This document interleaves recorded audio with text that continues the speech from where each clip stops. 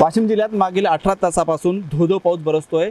अनेक नदी नाले ओसंडून वाहत आहेत। मी सध्या वाशिमच्या शेवटच्या टोकावर असलेल्या उतावळी नदीच्या काठावर आहे आणि या उतावळी नदीने किती रौद्र रूप धारण केले आपण या दृश्यातून बघू शकतो। मोठ्या प्रमाणात नदीचं पाणी शेतात घुसलं आहे आणि शेतात मागील 15 दिवसापासून पाऊस झाला नसल्यामुळे शेतकऱ्यांनी शेतीची सिंचनाची व्यवस्था केली होती। अनेक ठिकाणी तुषार सिंचन असेल, ड्रिपची सिस्टीम असेल, सगळी पाण्यात वाहून जाताना आपण बघतोय। जवळपास या शेतात आता 5 ते 6 फुटापर्यंत पाणी साचलंय, त्यामुळे शेतातील तूर, सोयाबीन, हळद पूर्णपणे खराब झाल्याचं आपण बघतोय। एकंदरीत या पावसामुळे शेतातील जमिनीत असलेली सुपीक जमीन सुद्धा या गाळात आणि बाकी साहित्य सुद्धा वाहून जाण्याची भीती निर्माण झाली आहे। या भागातील येथील शेतकरी आपल्या सोबत आहेत, त्याच्याकडून जाणून घ्या नेमकी काय परिस्थिती आहे। भाऊ, मला सांगा, मागच्या किती वेळापासून 18 तासापासून पाणी सुरू आहे। 18 तासापासून पाणी सुरू आहे। सकाळी 7 वाजल्यापासून इथं पूर आलेला आहे।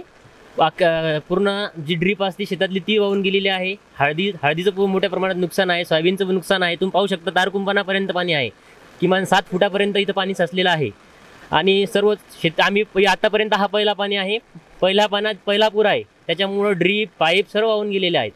आणि आसपास जेवढे पण शेत येतं तेवढं पूर्ण नुकसान आहे, टोटल 100% नुकसान। येथील शेतकऱ्याचं म्हणणं आहे मागच्या 20 वर्षात असा पूर आला नव्हता नदीला। नाही, अजून पण नदीने यार पूर आलेला नाही। खूप वर्षापासून इथं पूर आलेला नाही, मला कळते तसा हा पहिला पूर आहे।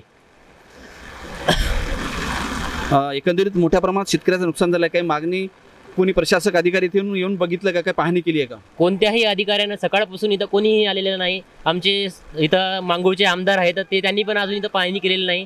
आमचे अमित भाऊ जनक इथलेच आमदार आहेत, मांगूळचे 11 किलोमीटर गाव आहे तिथं।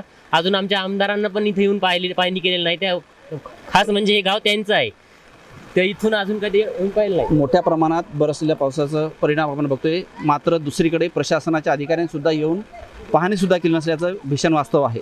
मनोज जयस्वाल, साम टीव्ही न्यूज, वाशिम। आता isakal.com आहे देशातील नंबर 1 ची मराठी न्यूज वेबसाईट। प्रत्येक अपडेटसाठी isakal.com ला नक्की भेट द्या।